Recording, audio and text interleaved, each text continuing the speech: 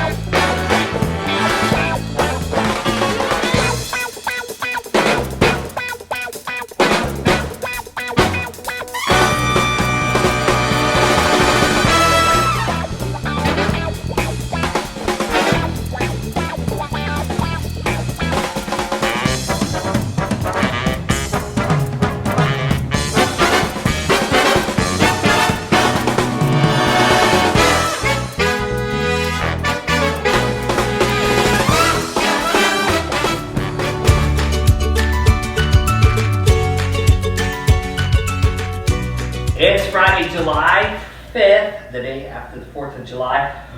So you survived the boat on the lake? Just barely. Oh, so how was the fireworks out that way? They were awesome. I mean, you see them shoot up in the air and then they pop and then it just echoes throughout that whole area. Oh yeah. And the echo is almost as loud as you expect it to be whenever it blows up. Mm-hmm. So it was pretty cool. Me and Ethan used to live on the lake, and they had in Branson, some of you folks that have visited might remember, they have the Silver Dollar City, but then they used to have the amusement park in town, Celebration City. And every night I knew it was 10 o'clock because our house was across the lake from Celebration City, so I had fireworks every single night at 10 o'clock. So I knew it was time to go to bed as soon as the fireworks show was over in the summer, and I had the fireworks there. So, I bet it was just beautiful. Oh, it was amazing. We went down to Battlefield, which is right outside of Springfield, and they have a whole festival. I mean, there's musicians,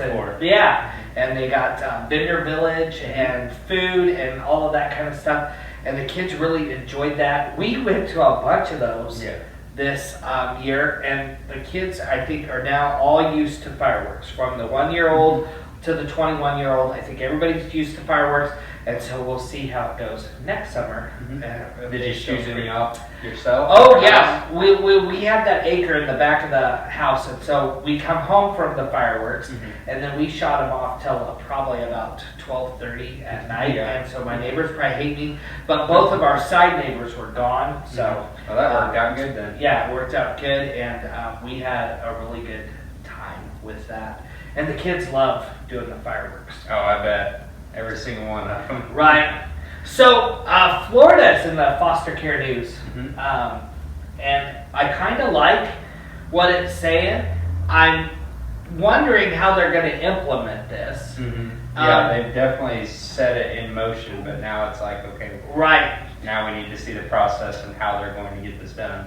Because Missouri, we have kind of the similar law where if kids have been in care, I think it's around 15 months, and then the permanency goal will change if things aren't done. Right. But you and I know, because we work with these people all the time, that a lot of times that 15 months goes by. For instance, we have 2 children that we're adopting. Yes. And the termination of parental rights have happened and stuff. We've had them almost 3 years and their adoption still isn't done. And we're really close, but that's a long time. That's a lot more than just 15 months. Right, and luckily they're little, so they don't understand it or know. And in their eyes, we're the dads. Right. And they don't know anybody else as their dad, so we're pretty smooth that way. But for our older kids, oh boy. Yeah. It takes a long time. And I think you see what it does to my kids that are waiting to be adopted, who are older, and anticipate, and they wonder if this is ever going to happen. So what they did in Florida, it's Governor Ron DeSantis in Florida, and he did, and I gotta read this because the bill's kind of weird. It's a year is a long time in life of a child act. A year is a long time in a life of a child act. And so basically what it's saying is you got 12 months to get your poop in a group and to get everything going. Yes. And if you run into obstacles, your team and the courts are going to help you as parents to keep the ball rolling. But after a year, we need to be working at reunification, adoption, or guardianship. Right. And the main thing is just to keep the kids out of the foster care system. Yeah. Get them out of the foster care system, and also open up placement. In Florida, the one senator was made aware of a child who was younger. I mean, we're talking little child, I think 2 or 3, and he had spent a night in a different place for 30 days. Oh my. So it was change every day. So they're needing those foster homes to open up, so they need to get these child either reunificated or with their family or with guardianship. Right. The only thing that worries me about that is sometimes when we push the gate to get them back home, sometimes we don't discover things that we need to watch for. There is certain scenarios where it's almost smart to, not just rush into something. So in this scenario, I mean, is it going to be a good thing, or is it going to wind up hurting us? Right, and the 4 cases that I'm thinking of that we've been connected with, that people have reached out to us, resulted in death because the kids went back too soon, and the team didn't feel like it was time, but they really accomplished all of the requirements, but as a result, it ended in death. And so that's where I worry a little bit. Yes. As a parent and as a person that advocates for foster kids, foster parents, caseworkers, that's what worries me a little bit. When we come back today, we're going to be talking all things social media, and we'll tell you the sites that they're checking into that I didn't even know about. And I bet this one, he's young, but I bet he didn't even know. All right, we'll be back after this.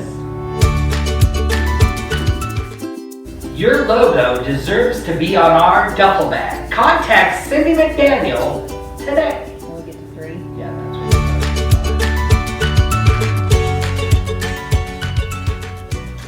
what. Welcome back, everybody. Today we're talking about social media. 6% of American teens are on Facebook.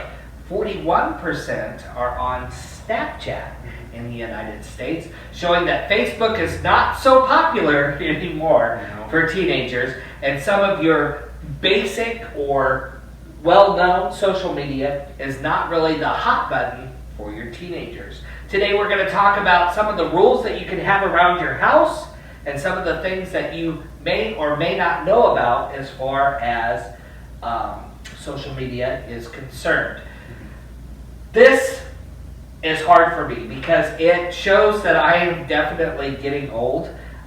Because of the background that I had in the music business, I was kind of always on the cutting edge of technology. Right. And I have slipped a little bit, and we have found that with our kids because we had a young man that was in our house last year, and there was a lot that I learned about social media that I knew nothing about. And folks, it's not your Facebook, Twitter, Instagram, and those normal social media sites. They have social media sites that are really designed around them. So one of the things that we do when we take kids in, we do it with our own kids. If they are under the age of 21, all electronic devices are taken away at 8 o'clock at night.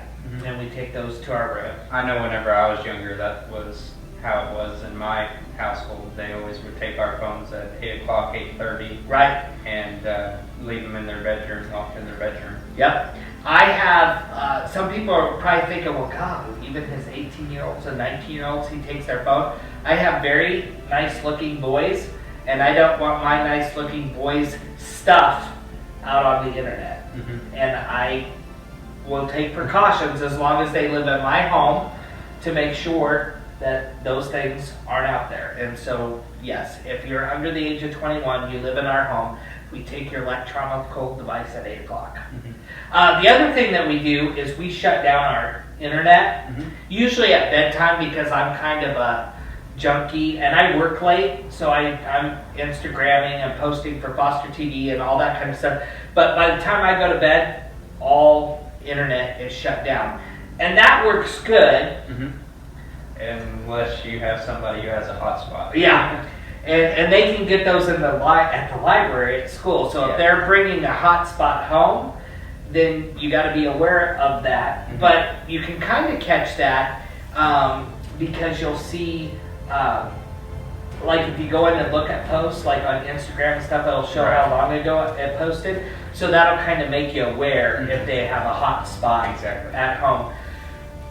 The other thing we do is no electronic devices in their bedroom ever.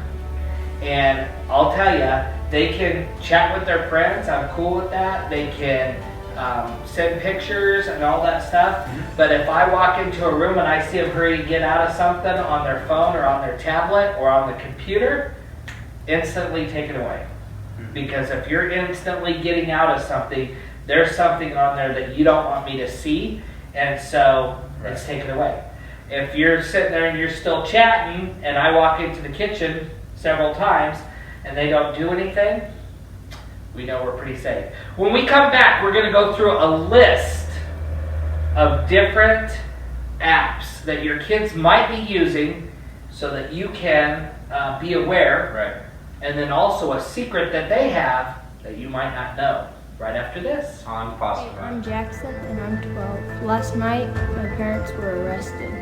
I don't want to go to a foster home, and they can't find a foster home. I just want to be with my family. Why can't they understand my parents are dead?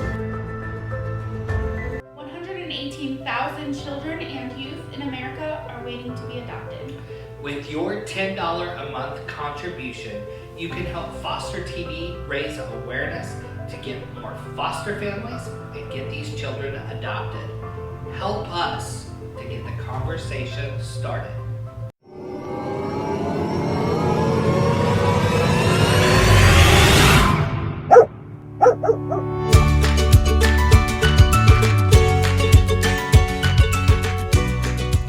We're back today talking about social media, and so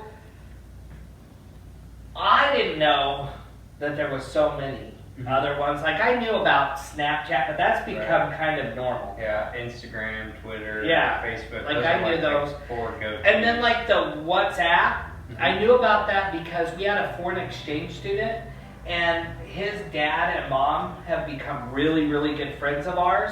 And so that's the easiest way for us to communicate back and forth to the Netherlands is through WhatsApp. Yeah, I didn't know about that one. Yeah, so we can, so I knew about WhatsApp. Groupon? Well, it said Groupon, but that one sounds more. that's discounts and stuff. So I don't think that that's one. But Kick Messenger. Unless you're buying discounted date nights and going out. So Yeah, maybe. I don't know. I don't know why that was on the list. Kick Messenger was one. Yeah, I've heard about that one. It's basically like another messenger site that you can use without actually getting into your text messages. Yeah. And then there is Discord, which was actually set up for gamers. And a lot of gamers would get on this Discord and talk, but it's become more of a platform. And I guess at times it can get kind of raunchy and it can get kind of... Is it like video? Like you can actually see other people? Or is it just like voices? Yeah, I think it's, you could actually do video or you can just do chat. And so that was Discord. Instagram, which I consider that one of the mainstream mainstream ones. Yeah, I you think still most have to people watch. know You still have Instagram. to watch what your kids, Right. follow, Mhm. or what they like. Our sales manager, Cindy, she has a cool thing with her kids. They can be on Instagram, Mhm. but if they're following somebody, she has to follow them too, or vice versa. So if they don't want her following them, then they can't be following I their gotcha. kids. So she kind of uses that as a TikTok. I've seen TikTok before. It's like short videos. Oh yeah, I've seen those. The Scroll people like dancing and singing Mhm. and stuff like Right. that. Yeah. So TikTok, I've heard of that. Tumblr. I don't know much about that one. Tumblr, I don't know. I just, on our notes here, our production notes say on Tumblr that porn is easy to find and posts are often copied and shared, is what the definition that our production team has told us for Tumblr. Okay, so this one scares me because I read quite a bit about this when I was preparing Yeah, I for the remember show. you were getting kind of nervous whenever you were Yeah. talking about, like, hey, this probably isn't a good one to Yeah, this is not a good one at all. It's called houseparty.com. And so what I was reading is up to 8 kids can be in a house party, Mhm. but they can actually lock the chat once. So if you and I and our friends all did a Hey, chat, guys got into that. yep, then we could lock it Mhm. so that none of our parents could see that we were in a chat together. Oh, wow. The only way that they could see is if the chat wasn't locked. Mhm. But then, I guess if a parent comes on, then the kids just hurry and Leave the house party. the house party before it's locked. But once it's locked, nobody can know. Except that they're in people there. that know how to get into it. And again, according to the article where we got this, it says that a lot of times these house parties can become kind of raunchy, Mhm. porn-oriented, and inappropriate I for see. teenagers as well. So house party kind of scares me a little bit. And then there is Live Me, Mhm. which I've never heard of. I've never heard of that one either. And then You Now. And then the worst ones that you really have to be careful about, and they're more for hookups, not dating. Mhm. They're for hookups. And there's a lot of just kind of not good pictures. Now there's some that are okay, but teenagers should not be on them at all. Right. Grindr, Tinder, and Bumble. Mhm. We definitely, if your kids are on any of those, you want to stay away from that. Right. Now I told you we were going to give them a hint. A lot of times these will be disguised, right? Yes. Yeah. So it might look like on their phone, it's the regular Facebook app, and then when you click on it, it actually takes you to one of these types of sites. Right. So what we do, when we get their phones at night, and I'm just kind of chilling out before I go to bed, Ethan and I just kind of click on each one of their apps to make sure that their apps are connecting to what it should see. Here's your red flag. If they have like 3 Instagram app symbols on their phone, That's not good. that's probably a sign that they're into something else. If they have like 2 Facebook, Mhm. what do I want to call it? The Icons? icons, yeah. If they have 2 Facebook icons, that's probably a sign that it's logging into something else. But you want to go through those apps. And, you know, we want our kids to have some freedom, Right. don't get me wrong. But then on the other hand, we want to kind of monitor because you never know with their past that they've been through. Mhm. So, a bio kid that's born into your family, great relationship, has had structure and rules. We don't want them to be on these sites. But then some of these kids have been exposed to this stuff at an early age, Mhm. and they already struggle with it, Right. especially if they've been molested and abused and all of that kind of stuff. So we got to do everything we can in our power Mhm. to lead them in the right direction. And so taking some of these extra steps can do that. Mhm. All right. When we come back today, we're going to wrap up right here on foster life. Today, 700 kids in the United States will come into care. 90% of those kids will move into their new home with only trash bags or grocery sacks. Join Foster TV's Duffel Bag campaign. Visit us on fostertv.net.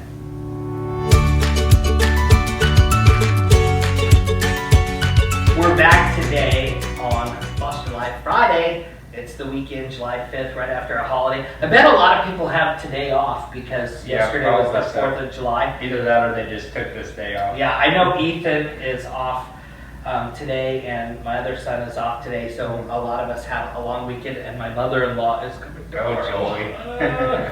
So anyway, I love you, and I know you watch every episode, and I do love you a lot. So, and thanks for watching, Mom. Today, social media, it's so important, and it's a big part of our kids' life. It truly is. And the more that you can learn about it, the more that you guys can share and comment. There's stuff that we didn't hit today. We just started the conversation, and if you can just continue make parents that aware. and make parents aware and help them, because it takes us a community to raise these kids, and I think that that's very, very helpful if we can do that. The duffel bag drive, trash bags no more for foster kid moves, has kicked off, and it's going really good. We had a $500 donation. Yeah. So we have enough money right now to buy 300 bags. Yeah, 303 bags. If you want to help one child, $5. That's all it takes to help one child, $5. If you want to help 2 children, $10. So if you want to decide with your family how many kids you want to help, just decide as a family and put it together. Now, the second Sunday in August, and I'm not sure what that date is, I should have got it, that is the National Give Back to Foster Care through the Duffel Bag campaign. And these churches are coming together to take love offerings that'll be donated so that we can get more bags out to our caseworkers and private agencies, because there's no money for these bags in these budgets. So right now we're providing it. Now we want to change that with legislation, and eventually we will get that change, but we got to start somewhere. So if you attend a church and you would like to do a love offering, bring it up to your church. They can get all of our information at fostertv.net, and they can be a part of this Give Back through the Duffel Bag campaign through your religious, whichever institution that you're with.